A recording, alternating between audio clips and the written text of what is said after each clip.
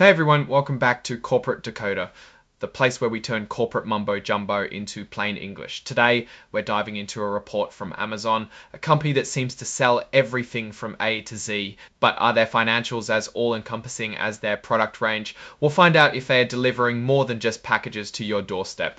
This is an 8K filing, which is basically a snapshot of important events that a company wants to let investors know about quickly. In this case, it's about their annual letter to shareholders. This letter can often give you some insight into what the company thinks went well, what didn't, and what they are planning for the future. This part is just legal boilerplate, meaning it's standard language they have to include to say they aren't trying to hide anything or mislead anyone with this filing. It's like a disclaimer before the main show. It's basically saying this report isn't meant to be used instead of other forms.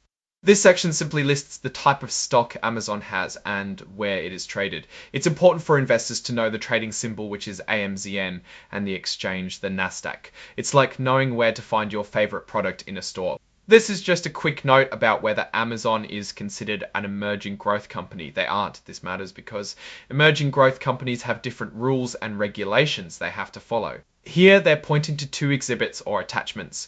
One is the actual letter to shareholders and the other is how they take some financial numbers that aren't strictly following accounting rules called GAAP and make them easier to understand. It helps investors see the real picture, not just the accounting one. The first exhibit is the 2024 letter to shareholders. Shareholder letters are often seen as a chance to sell the company in a very positive way, so keep that in mind. The reconciliation of non-GAAP financial measures, as the name suggests, goes through their non-GAAP numbers and puts it next to the real numbers. This is very important. This is just the signature of an officer of the company, Mark F. Hoffman, Vice President and Secretary, basically saying they stand behind the information in the report. Now let's zoom out and look at the bigger picture. Amazon is a behemoth with its hands in e-commerce, cloud computing, streaming, and more. They have been a trailblazer in many areas, but they also face increasing competition and scrutiny from regulators. So what's my take on Amazon? They are a powerhouse, no doubt, but they can't afford to rest on their laurels. They need to keep innovating and adapting to stay ahead of the game. Also, shareholder letters need to be taken with a grain of salt and double-checked with the real figures.